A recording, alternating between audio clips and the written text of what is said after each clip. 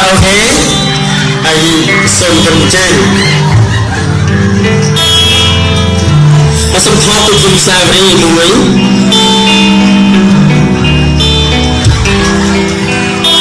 បាទសូម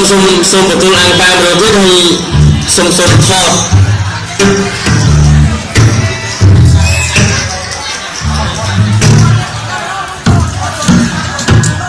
សូមមកទៅ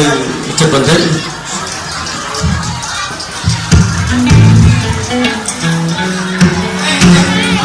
សូមបាច់ការឲ្យទៅបាត់របស់យើង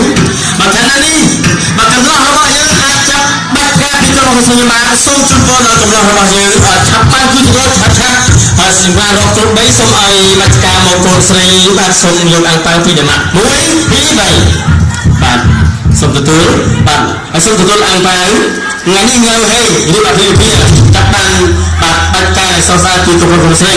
សូមជូនពរដល់របស់បាន